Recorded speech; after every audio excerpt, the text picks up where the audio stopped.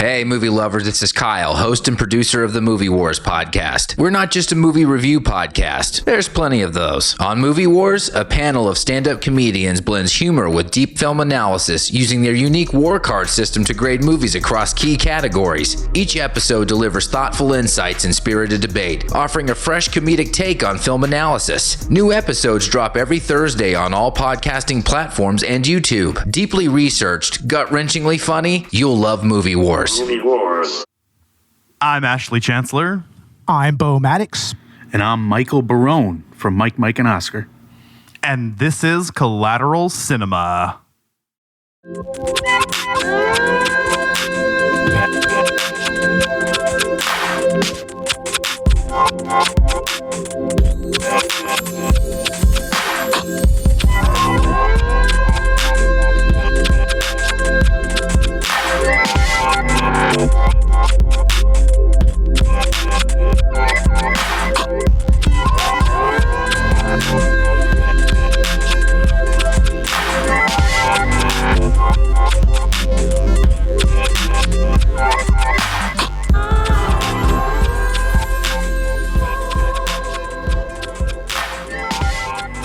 Welcome to Collateral Cinema, the only movie podcast that matters, where we focus on good movies, bad movies, and everything else in between in the world of cinema. We are podcasting straight from somewhere in Texas. And yes, my friends, we are a 420 friendly podcast. So whatever you have, be it bongs, blunts, or joints, smoke it if you've got it. And get in, losers. We're going podcasting. Joining us is Mr. Michael Barone from Mike, and Oscar. How's it going, man? I'm thrilled to be on, guys. Long-time listener, first-time caller over here, and this is an honor and a privilege. And you got a great show, and yeah, Mike, and Oscar is in the same vein. I mean, we're kindred spirits. I know Mike wishes he could be here, but he's actually in La La Land right now, and he's partying up with.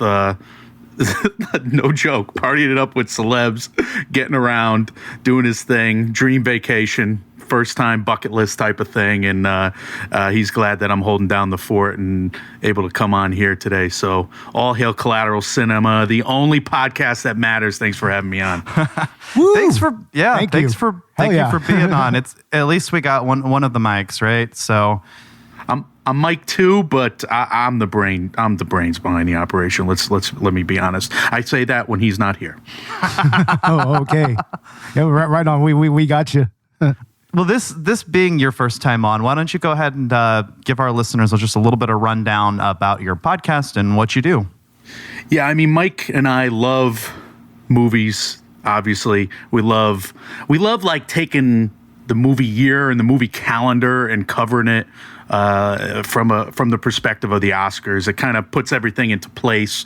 It's a lot of fun for us. So yeah, I mean, we make the awards season year round by covering the festivals from Cannes and Tribeca, and I go to all the New York festivals myself and I enjoy those. And I probably tell as much about what I eat as the movies that I see, if you're listening to my escapades there. But yeah, Mike and I, we cover all the award show precursors, and then we have a ton of fun reviewing the movies. So we do the movies of the particular year, and we go back and do retrospectives. We just did the Superman from 1978, Christopher Reeve movie that we just put out, and we are starting off our Paul Thomas Anderson rewatch series called Boogie Mikes, which was easily Mike's greatest invention on our podcast. That is his coup de grace, as they say. He's just his brainchild, calling it Boogie Mikes. Brilliant. And I will give him his flowers for that. Nice, man. That is actually really cool. I did listen to that first episode with the Paul Thomas Anderson Boogie Mikes overview, and yeah, no, that was very, very interesting. I've only seen like a couple of Paul Thomas Anderson movies. Like, of course, mainly I have There Will Be Blood in my collection, so I've been meaning to try to get a little deeper into his filmography. You know, like Inherent Vice, or what was that? What was the other one? Licorice Licorice Something- Pizza, Phantom Licorice Thread. Pizza. Yeah, he's Phantom Thread. he's Yeah, got yeah. a loaded filmography, and we're gonna cover it like a bunch of hooligans, like we usually do, and we're gonna Nice. have way too much fun with corny ass segments, and you'll get your fix on all that. Hell yeah. Hell yeah. And Ash, I gotta say, we need to start doing cool shit like going to film festivals or something. Yes. We need to start doing cool stuff like that. We really do. Or maybe they'll start writing Yeah. about us in the Burn book. There Maybe you go. maybe they will. It's like, who knows? Well, I would just give you one piece of advice: plan to go to like great restaurants or whatever, because you could see 4 great movies in a day, and I've had those type of days, or you could see 4 bombs, and you got to make it worth your time and money somehow. And True. yeah, it's that Mike definitely breaks my chops about it, but I'll do Woodstock Film Festival, and I'll go to like 3 restaurants in between the 5 movies, and that's the way to go if you're looking to do a festival. And you guys got a couple out there, don't you? You got South by Southwest. Yeah. How far away are you from that? Not very far away. Austin is like what, 3 or 4 hours away from here, something like that. I mean, Ash is in Houston, so he might be a little closer. I might be mistaken. I think they it's do I think it's about parades. as far. It's They about do as far. parades. They do parades for the movies before they go into the theater. All of Nice. these. Yeah, you guys will be in for that. That talk about festive. Holy hell. But yeah, I Right mean, on. eat up and drink up and and take part in a parade, I guess. Hell yeah. Yeah. Sounds like the thing to do. We'll have to. But today we are talking about the 2004 teen comedy Mean Girls. This was my pick for the podcast, as this is actually one of my favorite movies from my childhood. I kind of see this as a quintessential millennial movie. Yes. Absolutely. Definitely. But what's really interesting about that is that it doesn't really feel like it's of its time in a way, right? It feels timeless. It does. Sort of. A lot of what makes Mean Girls so funny is its relatable nature, and how many of those things remain true to today. Of course, it's been some time since I've been in high school, but Oh, certainly. Well, I have the unique perspective of having been homeschooled my entire general education, and getting a GED and everything. So I didn't actually have the go back to high school experience that Katie had here. You're better off. You're pure at heart. Pure of heart. I don't know. Yeah, maybe you're right. I mean, I kind of failed to think about what would have become if I did go to school. Because I mean, I went to at least up to kindergarten, and then all of a sudden I was homeschooled. Do you watch a movie like this and say, this is what high school must have been like? No, I'm sure that it's either more brutal or less brutal, depending on what era we're talking about. I'm not really sure. Well, I would just say, I think if you watched all of the high school movies, it falls somewhere in there. I mean, it's somewhere between Dazed and Confused and Mean Girls. It's somewhere in between. So you're not that far off. Okay. yeah. Right on. It also depends on when you went to high school, because some things do change. But I remember, this is like high school in 2004. And I mean, as far as the fashion goes and, the pop culture references, I mean, it's definitely 2004. I wasn't in high school until a few years after this, but I remember watching this as a child, and this was kind of my expectation of what high school was going to be like. Well, that's not great at all, actually. Jesus. Actually, high school wasn't nearly as cliquey as I expected it would be. Interesting. They didn't have montages in the cafeteria with each group getting their introduction and voiceover narration given to you. No, I love how I love how we got different perspectives here. Literally got 3 different perspectives. 'Cause I'm a little older than you guys, I would guess. And I was like going into college when this movie was coming out. And I was watching this movie and I was like, oh, well, this actually contextualizes what I just went through. And it does so in a really funny way. And I remember laughing at this movie or laughing with this movie in a million different ways and loving it back when I was like in the dorm room. And then it's wild how like I'm 41 now and I'm watching this movie and watching the remake musical, etc. And there's no way I'm laughing at the same jokes now. I'm laughing at all new ones now. I'm laughing at the parents. I'm laughing at the coaches and the teachers and the Tim Meadows and Tina Fey stuff, Amy Poehler stuff. And I'm dying at all that. And it's just, I guess it's like this circle of life thing that I'm experiencing in real time, you know, with how you take this in, and I'm actually analyzing this movie, you know, from like a moral, ethical sense now. When back then I was just like, well, that's really, you know, there couldn't be more quotable, and I'm going to use that next time I go to, you know, the cafeteria. Yeah. Definitely. I mean, yeah, it wasn't far off actually from how high school was. There are a lot of things in this movie that are funny because they are true, you know, and a lot of that, yeah, humor. I think, like you, when I watched this recently, you know, I started feeling like a lot more of the adult bits were funnier. Yeah, especially Tina Fey. I mean, Tina Fey is great in this. She's killing me. I felt so bad for her character in this movie. I felt so bad for Miss Neighbory. It's like, actually, man, she just, you know, it's one of the funniest scenes, and it's funny because it's one of those like you don't really. It's not like one of the more like noteworthy scenes. It's not one of the parts of the movie that everybody highlights. It's just one of those things that like reminds me that this movie is just consistently funny. And it's the scene where Principal Duval is talking to Miss Norbury, and you know, he's just kind of like awkwardly. They're both kind of awkwardly talking about things, and you could tell that he likes her, but you know, there's a part where she goes, you know, and you know, let's have this conversation later, you know. Yeah, my shirt's not see-through. When my shirt's not see-through, and homie literally looks down right after she says that.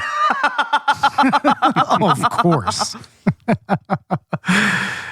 I mean, definitely. I mean, there are so many interesting scenes in this movie that really just kind of really shows how Tina Fey's screenplay was really on point and maybe even a little ahead of its time, you know, especially with the way that she actually wrote these teenage characters. Like other than the whole fetch thing, there's not really much in the way of contemporary slang that, or at least that we remember from the 2000s, really prevalent in this. Like, and fetch wasn't even a real contemporary slang. It was used as an example of what people don't say because Gretchen was trying to get it to catch on. But you know what's funny is, because so many people watch this movie, I think fetch kind of entered the popular vernacular as a result.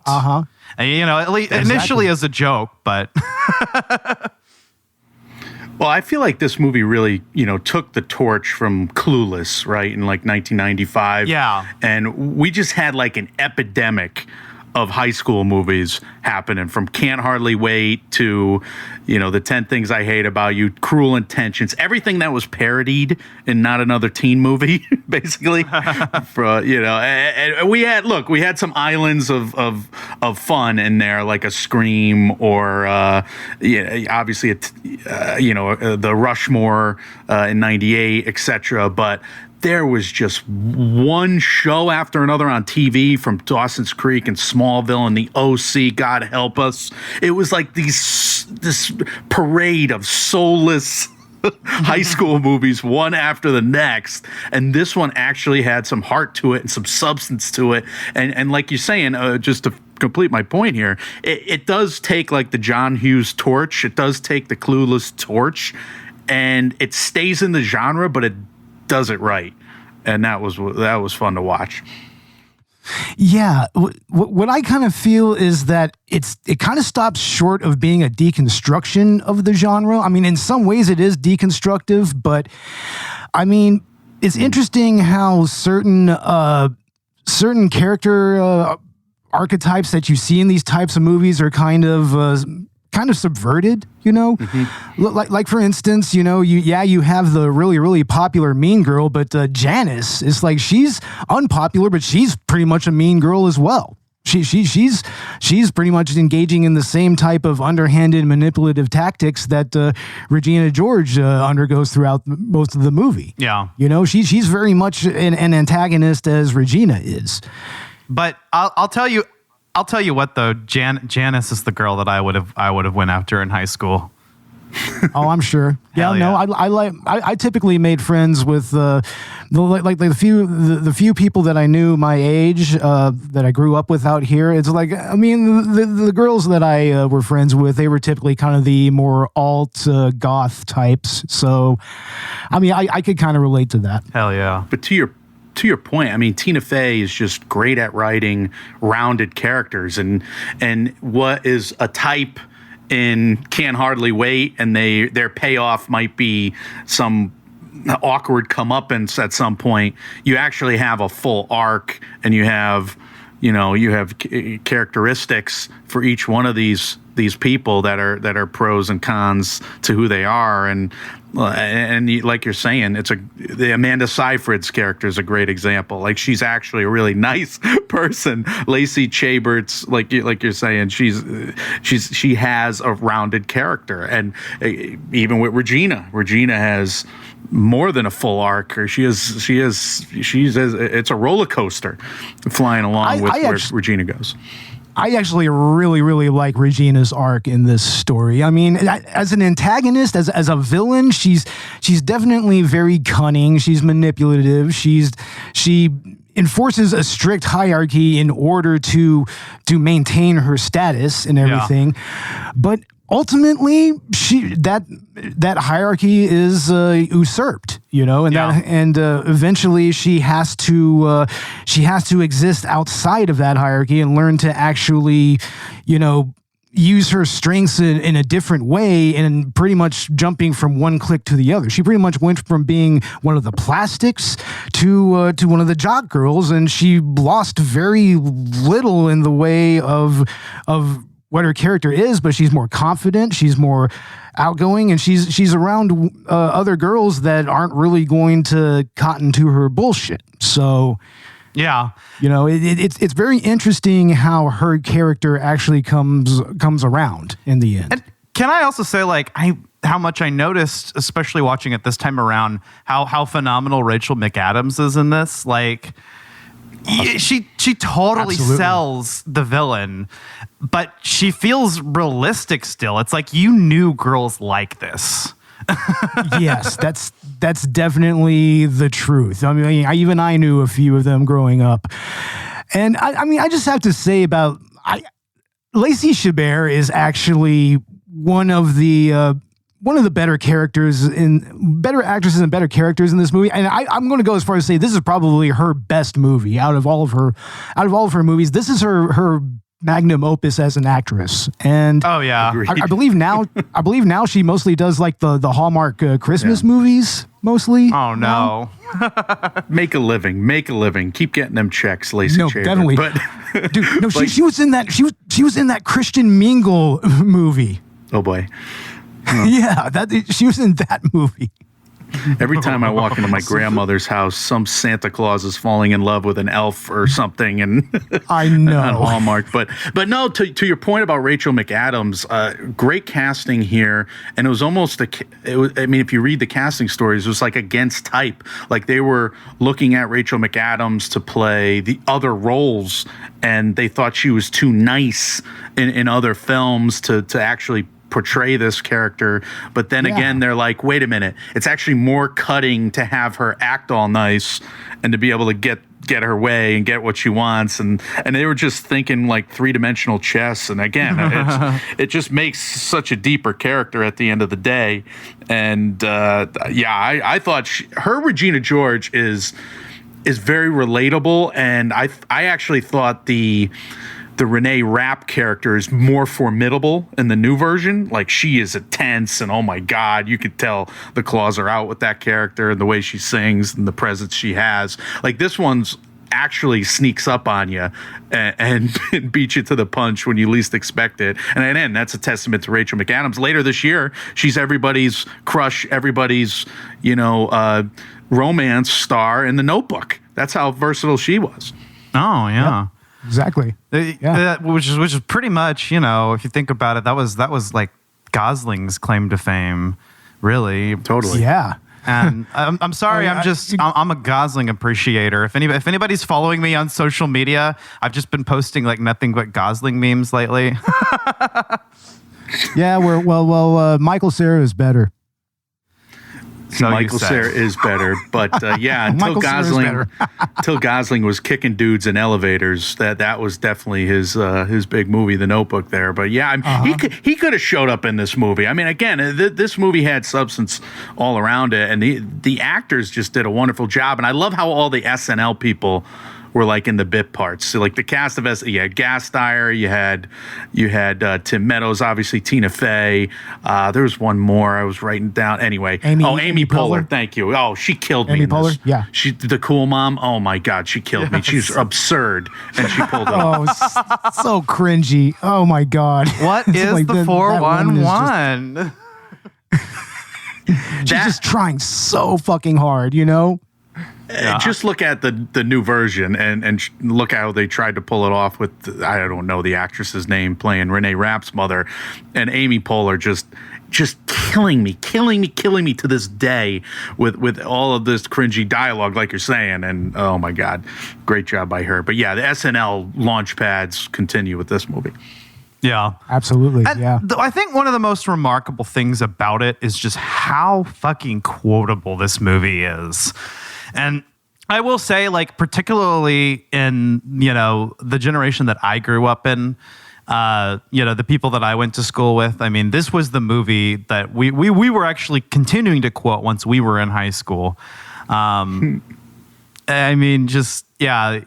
I did the get in losers. We're going shopping already at the beginning of this podcast. But my favorite is Coach Carr, step away from the underage girls. Oh God almighty. Oh, no. But yeah, he was funny. I mean, just doing his sex class. He's like, don't have sex because you will get pregnant and die. If you touch each other, you will get chlamydia and die. Chlamydia. K-L-A. Oh my God.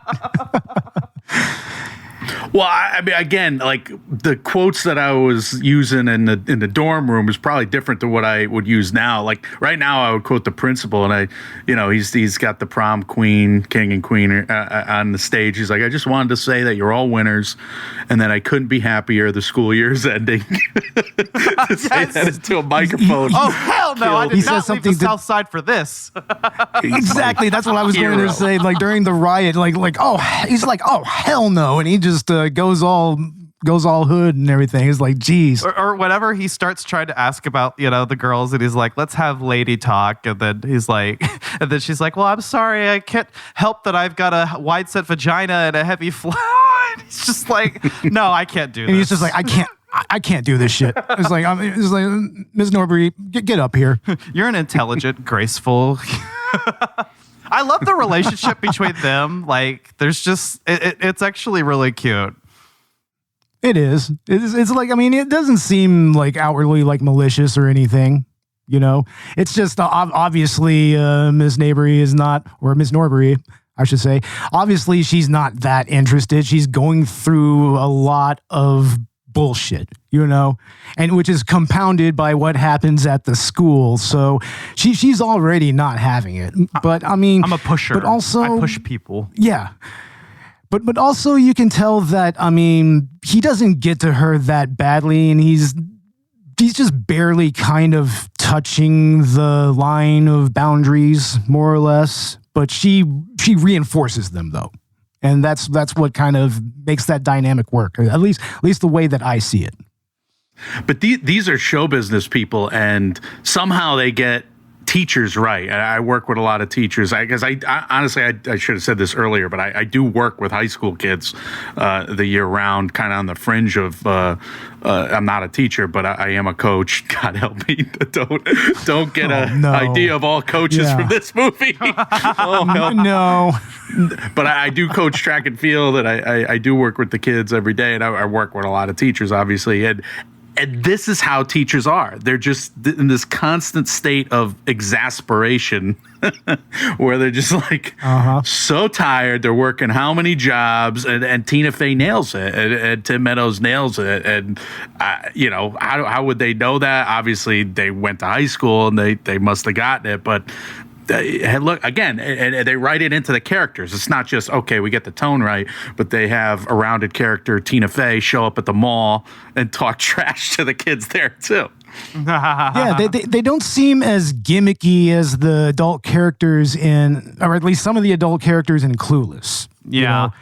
Like for instance, with Wallace Shawn's character and his relationship with the other teacher and everything. It's like, they're not very well-rounded characters in that movie. They're meant to be, just kind of comedic undertones to the actual story itself. Yeah, more or less. So, whereas Tina Fey comes across as very real. She's sarcastic. She doesn't feel like a gimmick. She doesn't feel like she's an archetype to play a joke off of. Yeah. In contrast to the high school students who kind of do fulfill those archetypes. Right. Absolutely. Can I say that it's actually really, really interesting that this is probably the first high school movie I've seen where the high schoolers look like high schoolers? Yeah, sort of. As well, they actually look like kids. They actually look like how we all looked when we were that age. Or how I remember everybody looking. Not really. Not really. However, because here again, I'm working with these kids every day, so like these kids are clearly in their 20s, and there's Lindsay Lohan looks young. She's younger in this, but everybody else is older. But no, I get how you'd remember that. Now, whenever I watch a Hollywood high school movie, it's almost everybody's in college. But we've come a long way since that character in Grease was like 35, and he was balding, and looking like me. And anyway, but I will say, like, I take your point, and it's a great point. Like the parents in this film. It's a far cry from like the John Hughes 80s parents don't understand type characters. It's a far cry from like the Ferris Bueller's Principal and all these vapid dipshits and Clueless, and obviously all of the faceless parents and Can't Hardly Wait that seem like they belong in the the Caddyshack dance floor with Roger Dangerfield heckling them. So it's like this is a new like these parents actually get some arcs and they're making mistakes. Like wait, grounded means she can't go out. I mean they're making mistakes in real time, and it's funny. Yeah, but it's also really nice. It's also really nice that they're really involved with their children's lives, though. I mean, even Amy Poehler's character. I mean, they all at least try to stay involved with their daughters' lives and everything, and that's. But they still try to be parents to them. You know? Although when you look into the eyes of George's dad, the soul has left that man. His soul left a long time ago. That's fair, but we get why. Yeah. Oh my God. He left his soul at the altar on that one. Oh, seriously. But I mean, going back to the quotes here. I mean, I think what's so great about this movie is just how simple some of these jokes are, but how effective they are. It's like the girl that's standing up and talking about her feelings up at in the gym, and she's just like, I wish we could all bake a cake filled with rainbows and smiles, and everyone would eat and be happy. And the Davian is She doesn't even go here. Yeah, he's in disguise. She doesn't even go here. Damien just throwing out that shade, dude. Yeah. Like you gotta love it. Or made out with a hot dog. Oh my God, that was one time.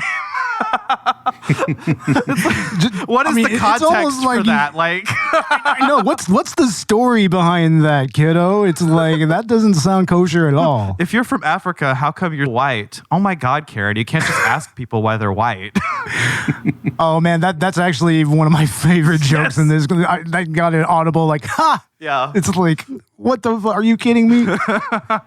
Yeah, I mean, Tina Fey is at the peak of her powers. Even the throwaway lines like, "Is butter a carb?" Like, yeah, she nails it from like the big gags. I mean, she's tried and true in Saturday Night Live, which is like a factory, just a hyper speed comedy brain. That, I mean, as soon as she told Michaels that she wanted to adapt this book, he's like, yeah, sure. Here's the money. Go make it. Oh yeah. Yeah. And you hear a lot of these lines even today, like, on Wednesdays we wear pink, and that really just, you can attribute the success of this movie to just how well written that the script is, the dialogue and everything. Yeah, you're right. I mean, Tina Fey, I mean, she's just a master at it. And I mean, how many of these lines have become internet memes since then? Yes. I mean, totally. And if you guys will allow me a awards rabbit hole for a second here, well, more than a second, maybe a minute. So basically, the biggest award it got nominated for was the WGA Best Adapted Screenplay for Tina Fey there. And that couldn't have been that far off from the Adapted Screenplay category at the Oscars. Unfortunately, there was a couple of kindred spirits nominated with Sideways and I guess Before Sunset in a way, but like, those were inspired indie picks that year. They did their normal thing, and they took the Best Picture nominees and they nominated them from Adapted Screenplay or Best Screenplay categories. Finding Neverland, that was one of 7 noms, and obviously $1 Million Baby won Best Picture. But then they had another inspired pick with The Motorcycle Diaries. So like, I would have voted for it instead of Finding Neverland, but I would say, just based on me reading tea leaves all these years later, I would say it was probably on the fringe. If Mean Girls got the WGA, it was probably between Kill Bill 2, Mean Girls, and something like Being Julia. So it was probably in like top 10s for adapted screenplays if it was getting in WGA there. And it obviously got showered with like,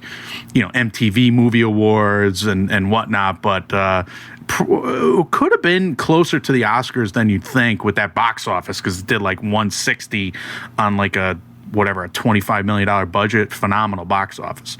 Yeah, that's not bad at all. Seriously. And I can absolutely see how this would be pushing Oscar territory. I mean, it's just that engaging of a script. I mean, there's some people who obviously they don't vibe with it, and they may want to poke holes through it. Like, I mean, I'm not sure what those holes would be. I would have to watch the movie a few more times, because I literally watched this movie for the first time like last night. So no kidding. Good. Yeah, no, this is my first engagement with this movie ever. So wow, hell yeah. But honestly, yeah, I'm very fascinated by it, obviously.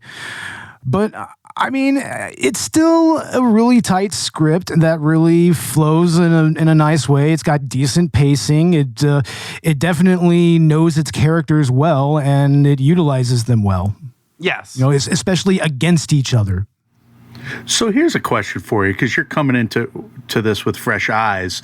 I mean, we've seen a lot of imitators of this movie, from like The Perks of Being a Wallflower, The Edge of 17, kind of more grounded versions of the high school story than, like I said, all those soulless, horrible ones from Cruel Intentions, Can't Hardly Wait, etc. But now you get like Booksmart and Easy A, and you get it from the female perspective, and you finally get rounded characters and an actual coming of age genre that's meaningful.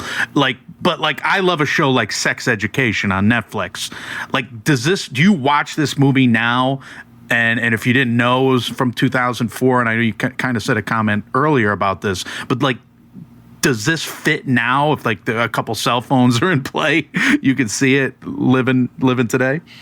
Well, that's something that I wanted to point out is that there's like barely any cell phones in this movie to begin with. So that alone is what kind of adds to its timelessness, is like, so I would say, yeah, this does kind of feel like something that could easily have come out a few years ago. But a good example of that is that first joke that she made that when she's talking about homeschooling for the first time, the two different types that people think of, either the really, really awkward, nerdy, win a spelling bee type, or someone who literally believes that the Remington bolt action rifle on the third day, God created the Remington. Yeah, that God created the Remington bolt action rifle in order to hunt dinosaurs and also to shoot homosexuals. And the homosexuals. And the homosexuals. It's like, yeah, you know what? Unfortunately, most of my education kind of maybe lean towards the latter over the former. You were one of those words, you Bo. That's hilarious. I never went that far. No, I never was that fucking deep into it because honestly, I could tell that a lot of it was bullshit. For fuck's sake, we used a Becca, and that had it's the life packs. That's what they were called, and they literally put Bible verses, like look up Bible verses in scripture in like the science curriculum and the math curriculum. Actually, the math curriculum was the only one that didn't have Bible verses. I'll take that back. And part of the curriculum was a Bible study life pack. So that's more or less what it was. And very briefly, I even went to a little private school out here in Lake Hills, Texas. That's where we are. We're in the hill country.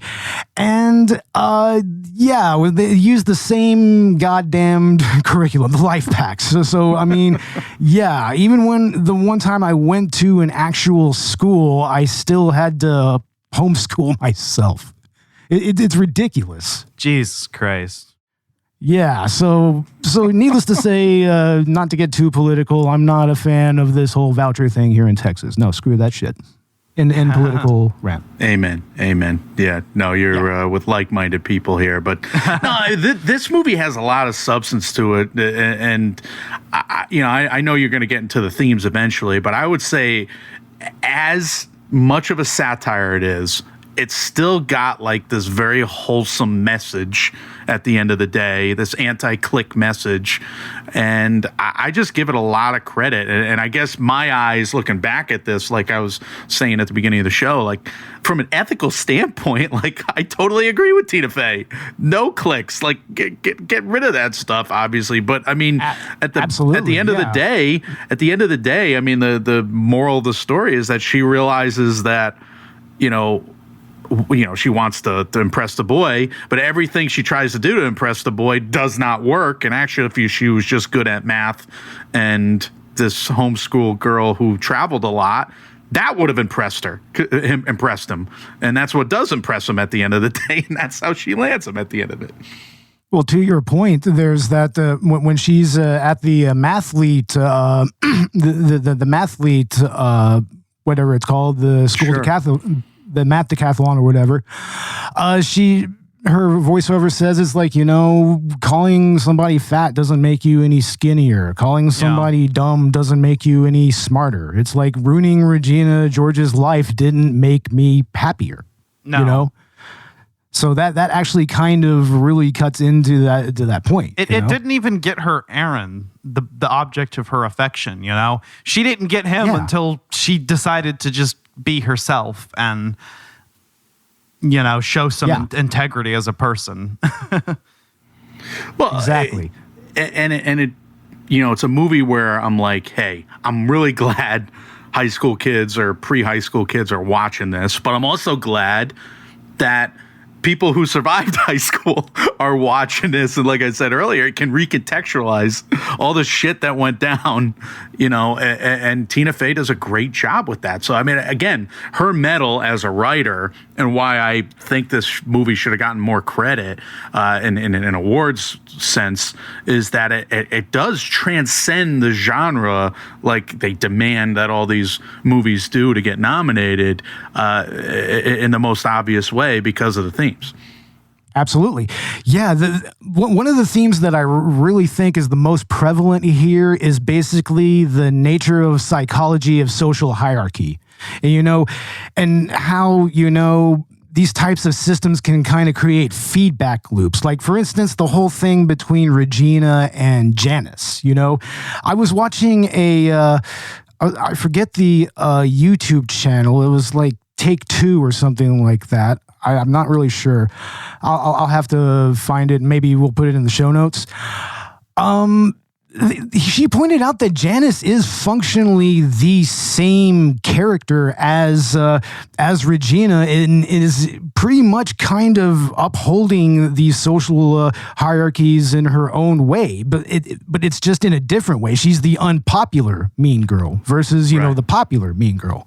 Yeah. So I mean, it really kind of goes into how like when you take a Gretchen and Karen into consideration. Like, I mean, they're absolute followers, and they're still trying to have their own identities there. But Regina won't allow that. That she sets up these rigid rules that doesn't allow them to have any real advantages over her. Or agency, and that just even. Or agency even. So much so that even when Katie usurps Regina's position, their instinct is still to follow her. Like, if they need a queen bee, because they've never been able to, have an identity outside of that. And I mean, you see that happen all the time in real life. I mean, we can get into some real life analogs that are, once again, a little more political. But just even in certain work environments, you kind of see the same thing.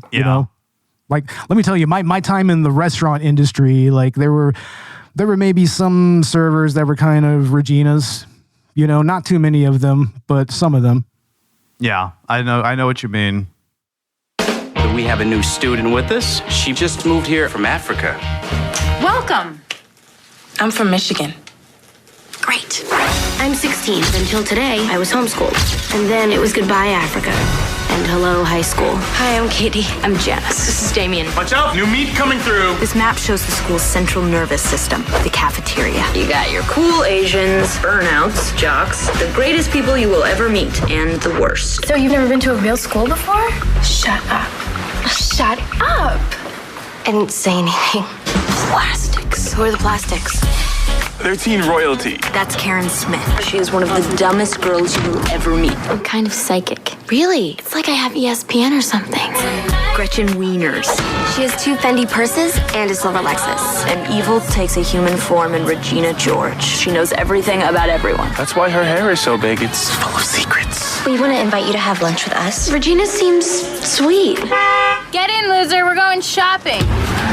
Your house is really nice. I know, right? Being with the plastics was like leaving the actual world and entering girl world. Have you seen any guys that you think are cute yet? There's this guy in my calculus class. His name's Aaron Samuels. No. That's Regina's ex-boyfriend. Ex-boyfriends are off limits. I mean, that's just like the rules of feminism. Gretchen told me that you like Aaron Samuels. I could talk to him for you if you want. Really? You would do that? You're so hot. Why would she do that? She's a life ruiner. I knew how this would be settled in the animal world. But this was girl world. All the fighting had to be sneaky. I want to lose 3 pounds. They're these nutrition bars my mom used to lose weight. It won't close. It's a 5. You could try Sears. Why are you eating a Caltine bar? What? They make you gain weight like crazy.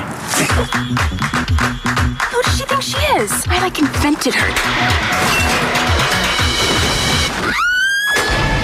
I'm sorry I laughed at you. I'm sorry I called you fat. I'm sorry that people are so jealous of me. But I can't help it that I'm popular. Walk it off. Walk it off. Okay.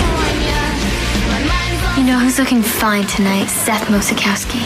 He's your cousin. What? He's a good kisser. It goes back to like what you were saying earlier with these feedback loops, but it's like every dog has its day. Every character has this time and power, and they all abuse it, and it goes horribly. But even the starting point, like you were saying, I was very incisive on how you thought about the Janice character and the Regina George character being just two sides of a coin, and how kind of the the Lindsay Lohan Katie character is kind of caught in the middle of these mean girls and this old blood feud that they've had since they were younger kids. And yeah, it was very different in the 80s. It was nerds versus jocks. It was good versus evil. It was the kids versus parents or whatever. But here you have just a lot of relatable characters, and nobody, the way the movie ends is perfect because nobody is right in this, and they have an assembly where they're all basically recognizing that they've messed up and they've done X, Y, and Z wrong, and that's what Tina Fey levels them, doing some great teaching, some great mentoring in that moment, to culminate the movie, or at least try.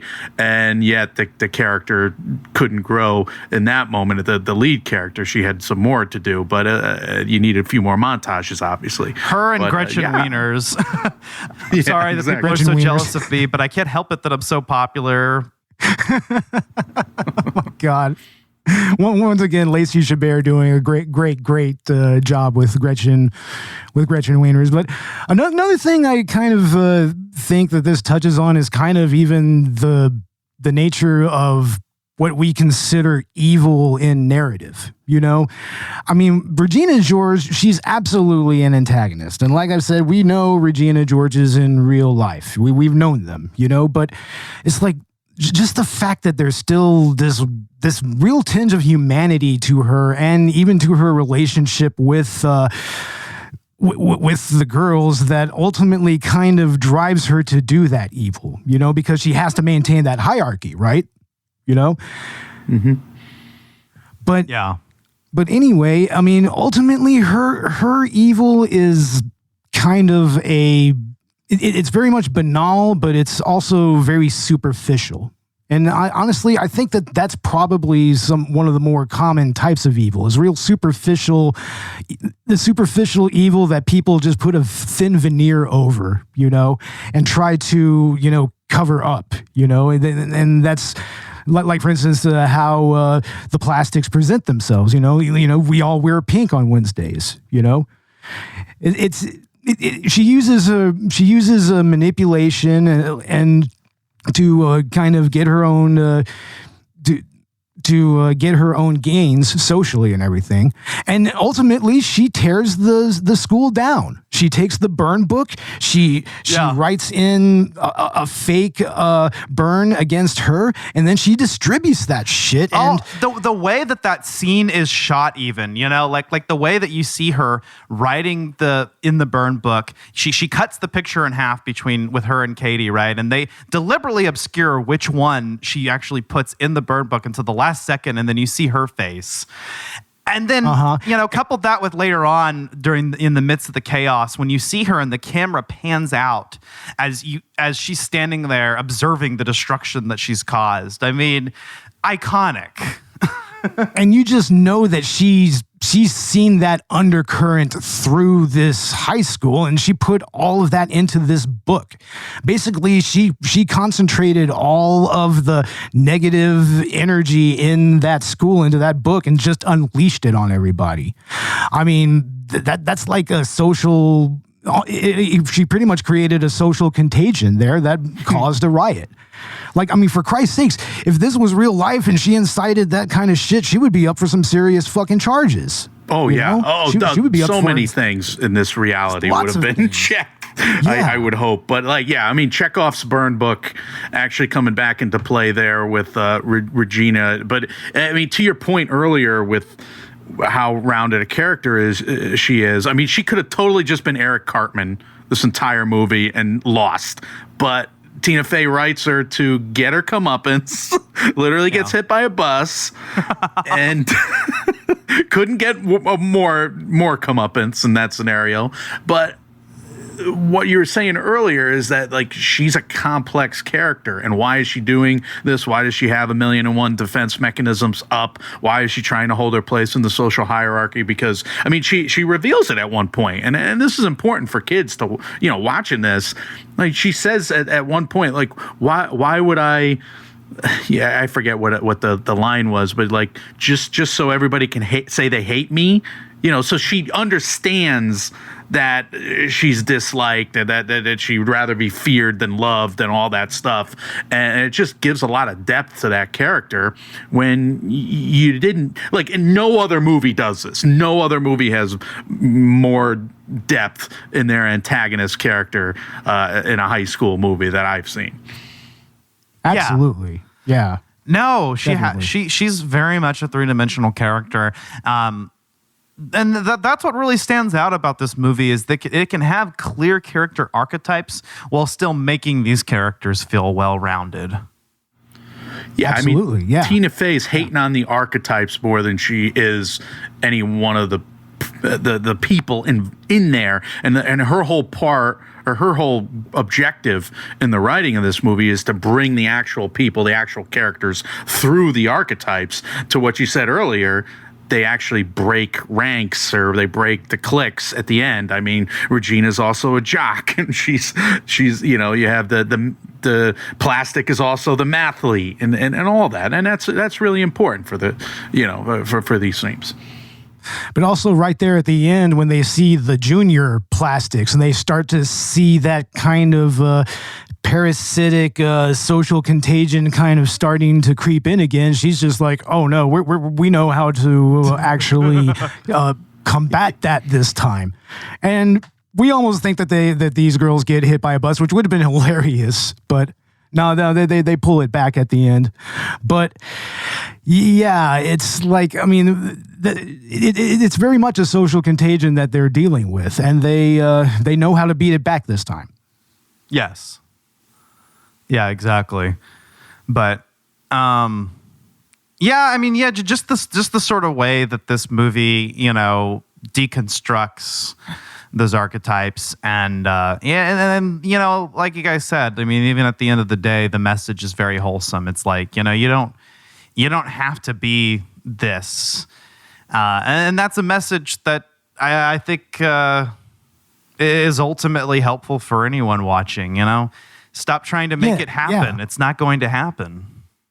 Yeah, it's a type. It has a level of humanity that all those other aforementioned high school films just can't even touch. And a couple of those movies that Mike brought up earlier, I was like, some of them I've seen, some of them I haven't. But it's like a lot of the ones that came out in the 90s and the 2000s, they were very superficial. They just.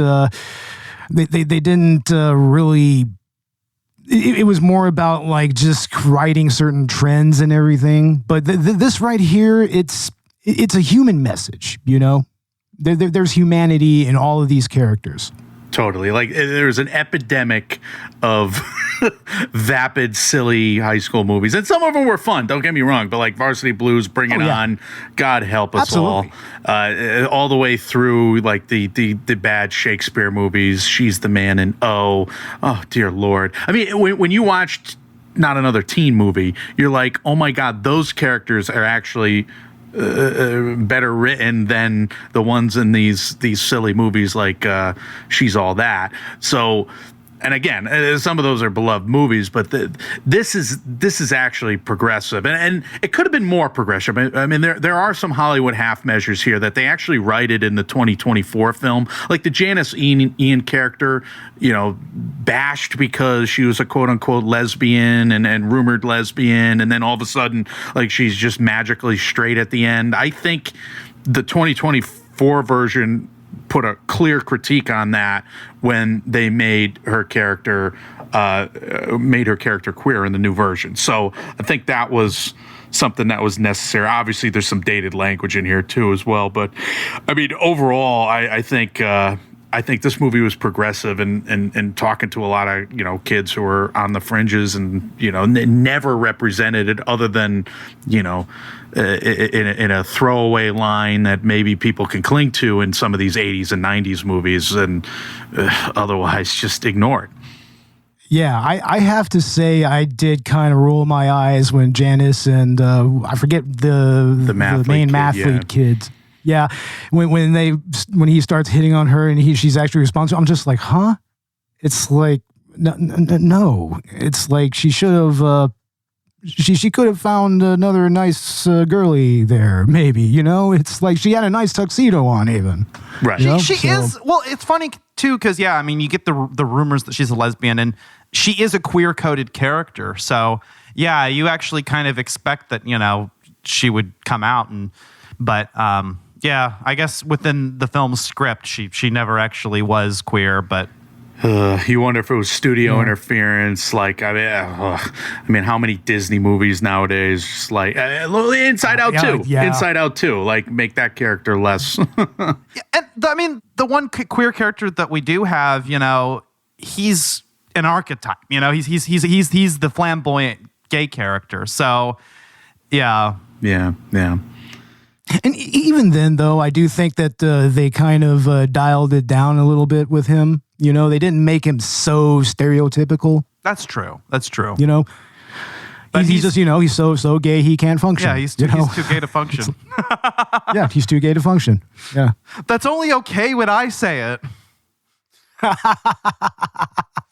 Yeah, it's like we all knew that was going to happen. We all knew that she was going to find that, and she was going to say that's only okay when I do it. I think they even lampshade it in some of the narration that Katie does. Yeah. So Katie says that it's whenever she says it in her voiceover narrative as she word vomits it. She's like, actually, wait, maybe that was only something that Janice could say. Maybe that was only okay when Janice said it, and then Janice later says that. You guys are hitting on it, but they, to get serious for a minute here, they also write it in the plot. I mean, Tina Fey is really deft at doing this. Like, he has Damon on the talent show stage singing "I Am Beautiful" in every single way, getting heckled. That's a rock bottom moment for the atmosphere, right? Like, oh my God, what kind of world are we living in here? This poor kid's trying to do this and is getting slammed, and it wasn't played for laughs, And then later, at the rock bottom moment for the entire, student body when they're getting, this rehabilitation assembly, right, or whatever you want to call that, with the trust falls thing.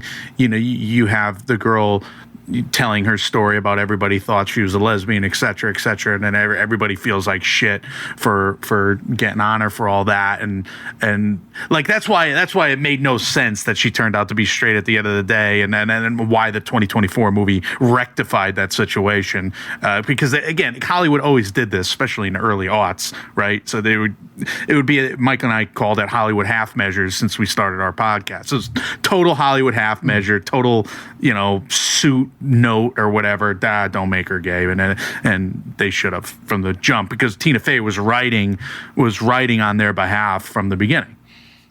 It brings to mind that one scene from the Boondocks Christmas special, where he's talking to the principal, and then the principal says, "It's like, oh yeah, Jesus can't be black," and then he was just like, "What?"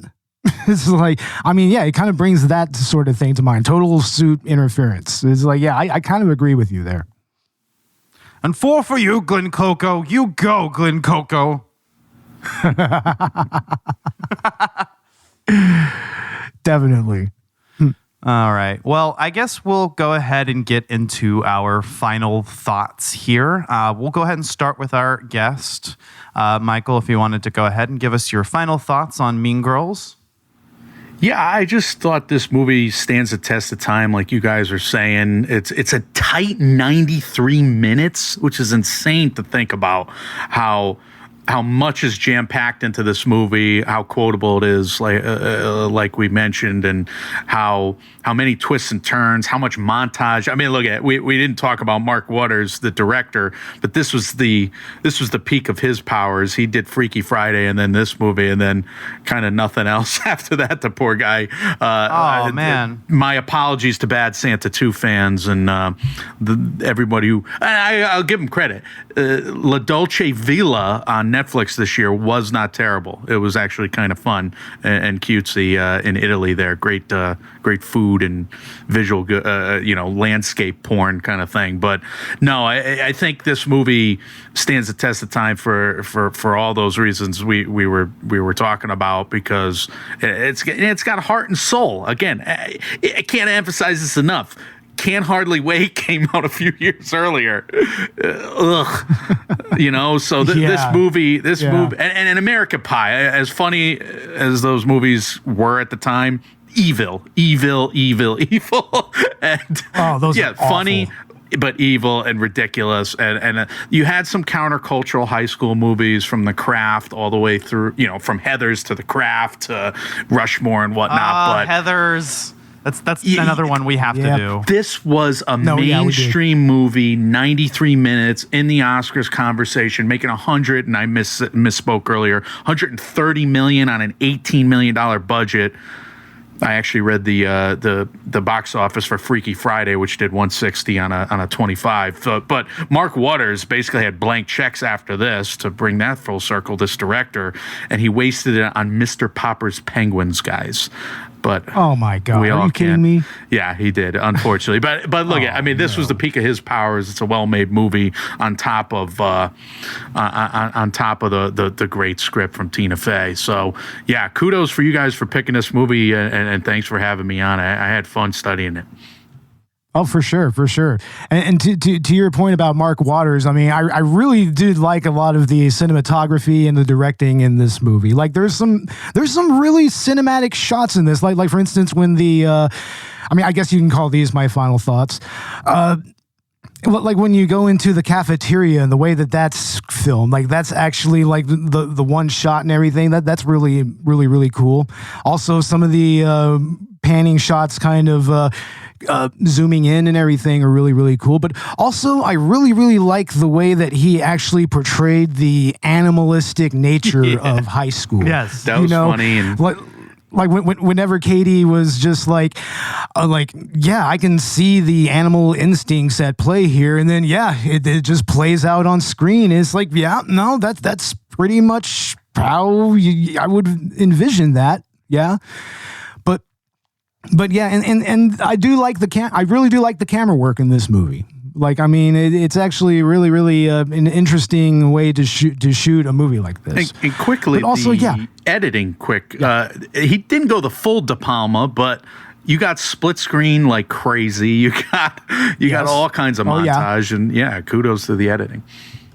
Yeah, we have four-way split screen at one point. Yeah, which is really, really cool. Yeah, with the phone calls and the way that that's done. I mean, I've definitely seen it in other places, but it does stick out. It does look really good, the way characters enter the conversation during those, three-way or more calls.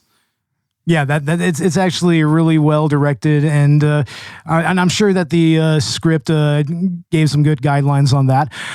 But yeah, Tina Fey's script is tight, and like you said, tight 93 minutes. It's like, and making that much money on a comedy like that, it's like that would be unheard of nowadays. It's like this type of comedy, the mid-level comedy with some artistic edge to it.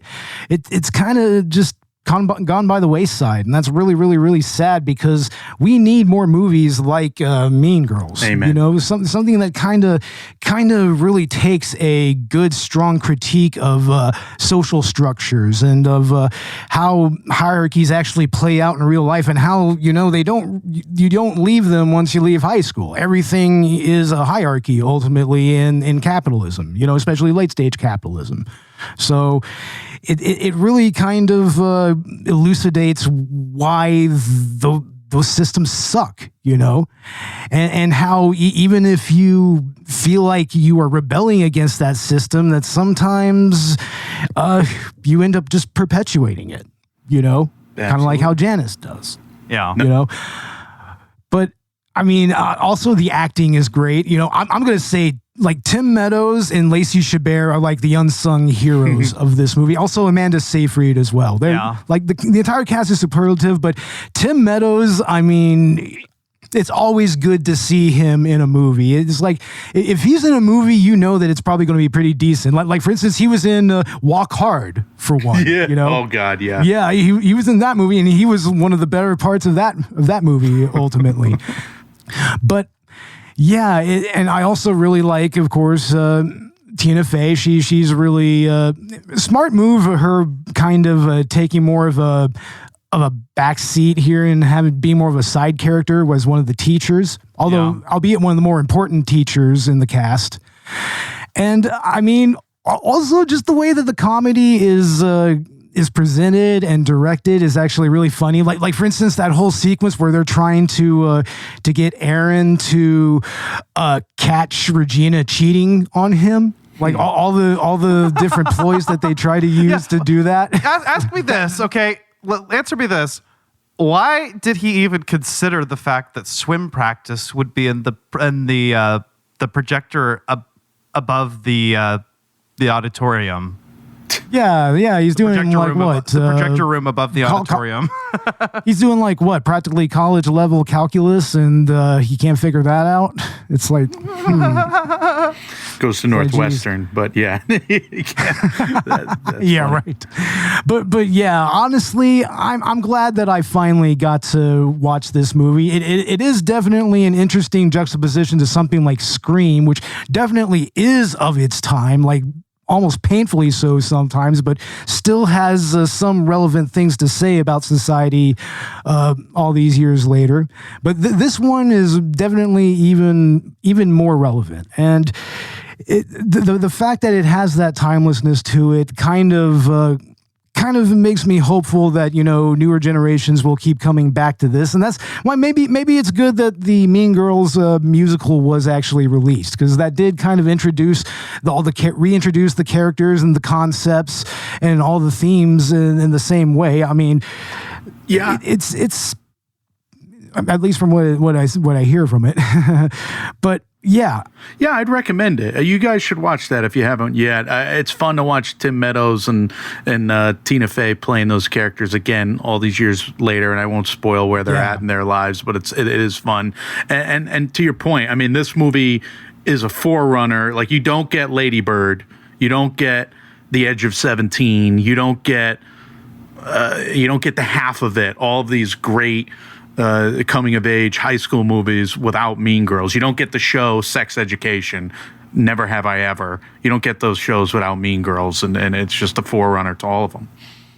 Yeah. It made for a smarter teen comedy high school movie. Totally. Yeah. And then there was literally high school movie. So right.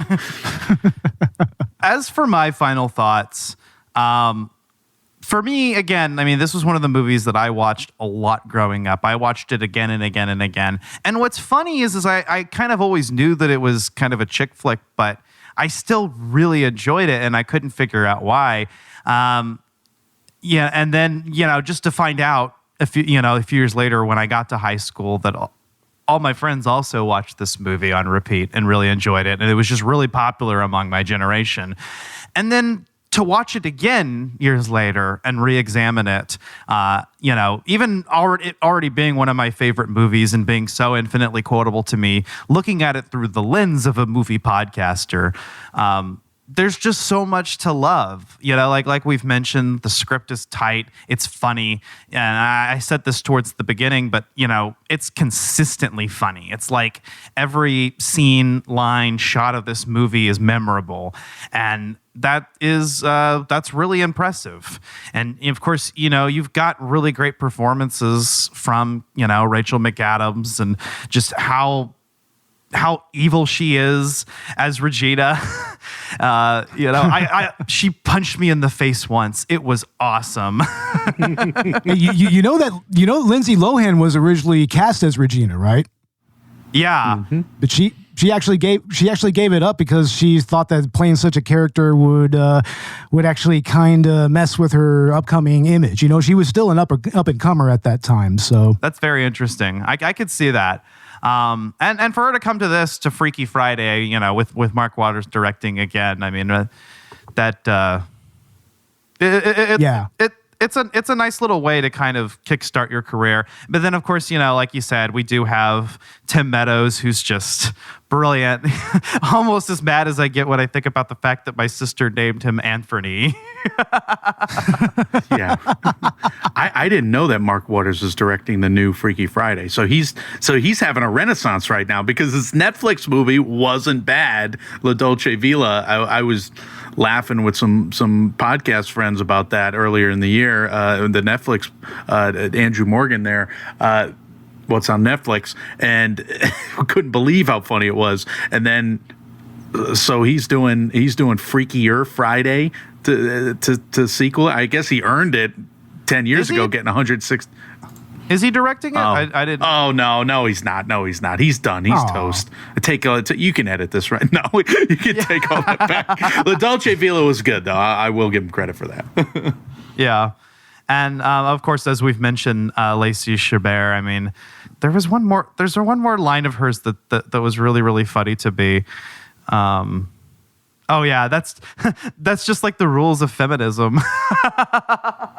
Yes. Yeah. Yes. Yeah, that is something that I don't think we've touched too much on, is like how feminism does kind of play a little bit of a role in this movie. I mean, I don't know if we're the well equipped to talk about it, but I know we should have had a girl on this episode. You know what? Actually, we were originally going to have Robbie Sherman from Conversations from Robbie Sherman, and he actually dipped out because he felt like we did need to have a girl on the podcast, and he tried to get some of his fellow lady podcasters to join us, and I was just like, yeah, sure, man, if anyone's available, but unfortunately nobody was available, so we just had to kind of go with it. I had a friend that a friend that's a girl that really actually really wanted to be on this episode, and I was like, all right, yeah, that's fine, you can be on, but we're not really talking anymore, so. Okay. Well, we don't know what we don't know. My idiot Mark Waters take withstanding there. And just to come full circle, though, at least the Freakier Friday people realized they needed a female director for that film. So Nisha Ganatra of Late Night and Transparent, she's directing. So that'll bring for so Hollywood's slowly but surely coming along. No, but I guess it's a positive in that regard. Yeah, it is. Yeah, definitely. But wrapping up my final thoughts. Mean Girls, I think, is something that is important to talk about because it is something that kind of still sticks with a lot of people. It's one of those films that still gets talked about. Like you mentioned, Bo, it's even a part of memes. Every October 3rd, we see the meme. On October 3rd, he asked me what day it was. It's October 3rd. Yeah, I've seen those memes many times. There's a holiday on that day. There's two holidays called Mean Girls Day and Full Metal Alchemist Day, right? Oh, that's right. Yeah, because that's also the Dayton Edwards pocket watch. Yeah. But yeah, no, Mean Girls, I mean, it's just such a perennial classic. I think it's a movie that will continue to be remembered, coming out of the 2000s. And I'm happy to say that I feel like it's kind of a part of the sub-generation that I belong to, late-wing millennials. Because you guys are both a little older than me, but this was really this was the movie that me and my friend groups watched and talked about. And that's really cool. Absolutely. That's great. That's great to hear. And yeah, I mean, we're three guys reviewing this, but we loved it and we related to it quite a bit. I mean, that speaks volumes to what Tina Fey was able to do here and why this movie was so popular. And yeah, it was 70% at the time, a female audience in theaters when they did the demographics. But I would bet, like you're saying, I would bet, and I would hope as many guys watching this as possible, whether they're in high school, beyond it, or whatnot. It's just better. It's good for the soul. It's good for America. Darn it! Finally, more people should watch Mean Girls. Yeah, and watch the new one too. You know what? I'll say it. Mean Girls for Criterion Collection. Perfect. Put it in the closet. Do it. Put Mean Girls in the closet. For real. I've got the seed on my TV right now where Amanda Seyfried turns around in the mirror where she's carefully arranged the K on her chest, and then it reveals that it's backward. Again, a very simple gag, but hilarious. Absolutely. Great visual gag. Yeah. But all right. Well, Mike, if you wanted to go ahead and let our listeners know where they can find Mike, and Oscar, and what all you've got cooking. I appreciate it, guys. We're Mike, and Oscar, wherever you get your podcasts, Spotify, Apple, et cetera, et cetera. We're Mike, and Oscar on most of our socials, with the exception of X or Twitter. There, we're at MN and Oscar for that handle. But yeah, we have 2 shows a week coming at you, and we do news shows that we call Oscar Race Checkpoints. We do Oscar Profiles, where we review new movies. We got F1 coming up soon. We did Mission Impossible and Sinners this year thus far, Thunderbolts, etc. Even the movies that we don't think will get nominated for a million Oscars, if it's a big movie event, we'll hit it. And then we got the Boogie Mike's rewatch series for Paul Thomas Anderson still to come this summer, and then I can't wait to go to the festivals in the fall and talk to you about everything I'm eating and watching in New York. Hell yeah! Awesome. Yeah. As for our sister podcast, Collateral Gaming, today actually we did just finally record a game launch review on Doom: The Dark Ages, and we're really late on that one, but I thought it was important to cover since we did do Doom 1993 and 2016 earlier this year. And we should have out a bonus round episode where we talk about Doom Eternal, so we can kind of complete the modern trilogy there. But as far as our numbered episodes go, we did just get out Bubsy 3D. And Bo, you were on for that. You also recorded Bushido Blade with me. And so that should be out here very soon, if not already. And then we'll finally be able to get into our season finale. And we're going to be covering the Nintendo Switch 2 release. So we're starting with part 1 will be Mario Kart World, and then part 2 will be just kind of an overall look at the console and the lineup of games since launch, and throughout the months of June and July. So that'll be really fun. Death Stranding 2 just came out, and I'd like to do a game launch review on that as well, because I am really, really enjoying it. And I gotta say, man, Kojima cooked. It's absolute cinema. Hey, from what I've seen, it's quite impressive, to be honest. I mean, I'm like, wow. I just watched some dude climb a mountain and it looked realistic. It's like, damn, wow. Yeah, absolute cinema. So, stay excited for that. Of course, we do have Elden Ring Night Rain I wanted to do an episode on as well, if I can get my friend Michael Toscano. Otherwise, we might save it for the year-end review. So, but that's everything that's coming up with Collateral Gaming. As far as this podcast goes, Collateral Cinema, Bo, after this, I think it's our season finale, right? Oh, yes, that's right. It is our season finale and our 100th episode, and we are talking about Tommy Wiseau's The Room.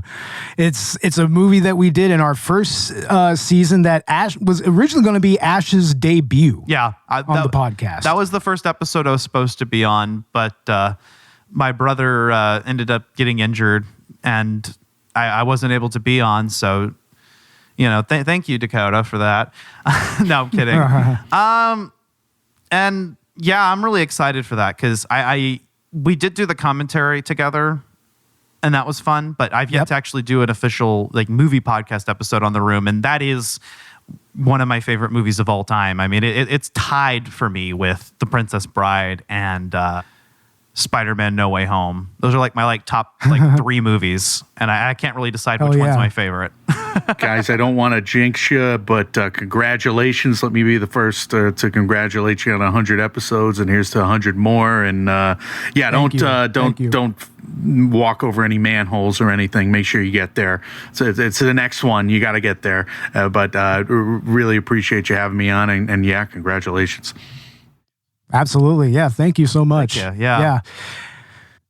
And let's see, what else do we have coming up? Oh, yeah. And also, I wanted to say that Derek from Ratchet Book Club and Hindsight Movie Reviews, he's going to join us, and he has not seen this movie yet. So we're going to have a fresh perspective on The Room here. So that's going to be interesting. I'm so excited to see that. Yeah.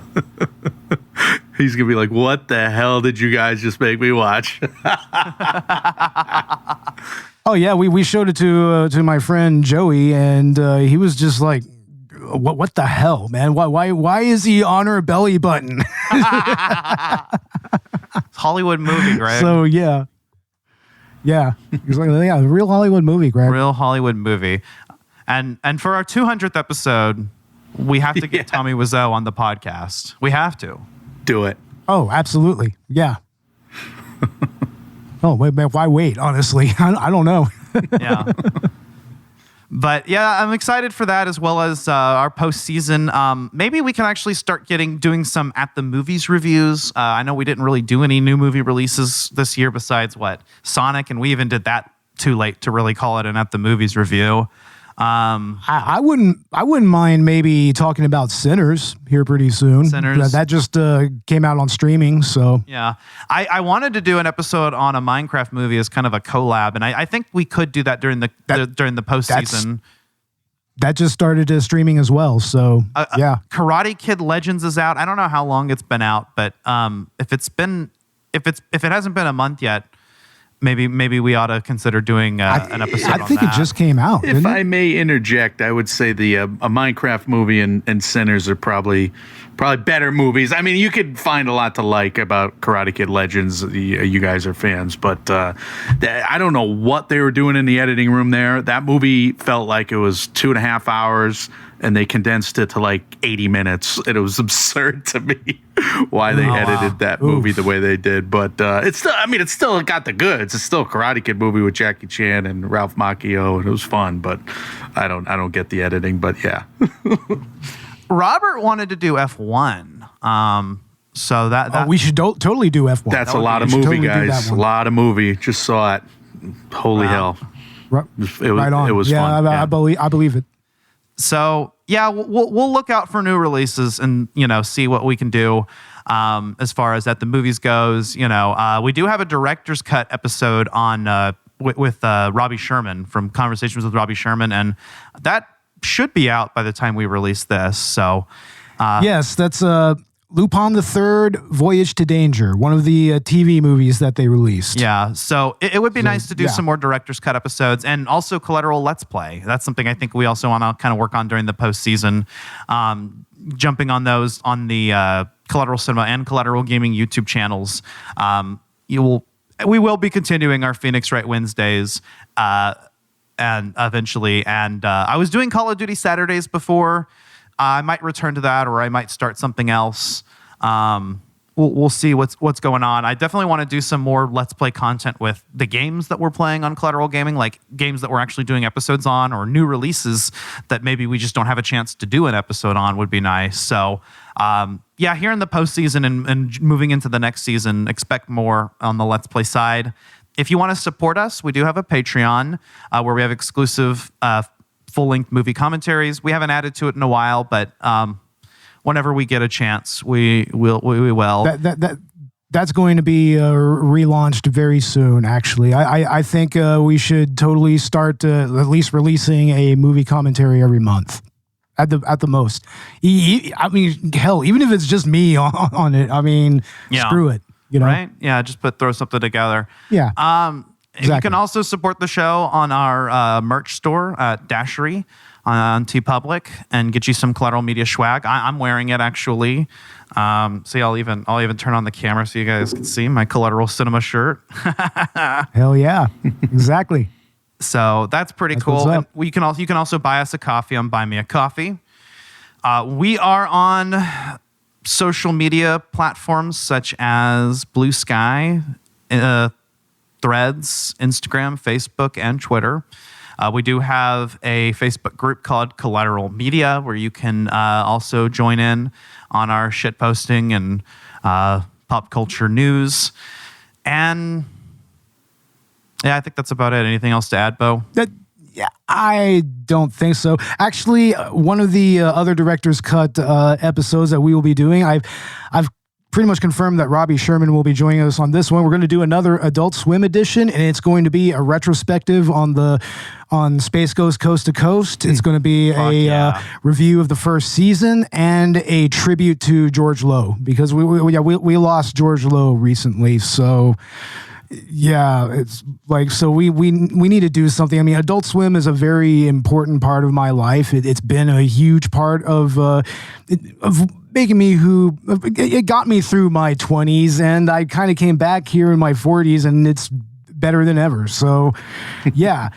I mean, and if you're on our socials, I do a couple of things. I tweet. I kind of live tweet me watching Mystery Science Theater 3000 episodes, and also on Saturday nights I do a watch through of the Toonami block. You know, right now they just finished Lazarus. They got.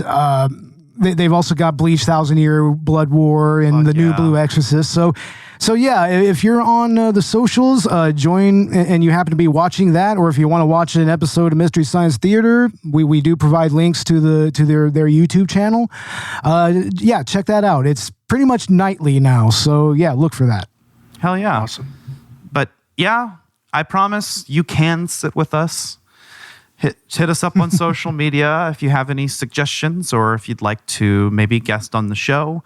And give us feedback on your platform of choice. Help us rise up the ranks on Good Pods, or 5 stars on Apple Podcasts. But other than that, guys, we are excited for our next episode, especially, and for the launch of season 10 of Collateral Cinema. Until then, season 9. Sorry, season 9 of Collateral. Season 9 of Collateral Cinema. But until then, thank you once again, Michael, for being on. Thank you. This was a blast. Oh, yeah. I've been Ashley Chancellor. I'm Katie, not Caddy. And I'm Mike Barone from Mike, and Oscar. Thanks again, guys. This has been Collateral Cinema. We are out. Out. Did you ever feel like you wanna be someone else for just one day? Did you ever feel like you wanna see through another pair of eyes? Did you ever think I might wanna be with anyone else for just one day? Did you ever really think of me when I walked away?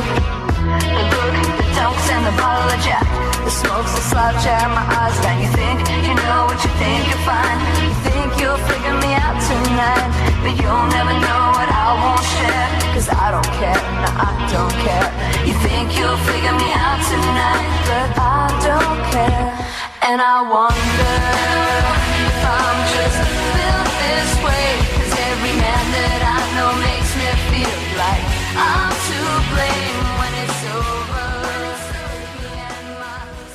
Collateral Cinema is a Collateral Media podcast. All music and movie clips are owned by the respective creators and are used for educational purposes only. Please don't sue us. We're poor.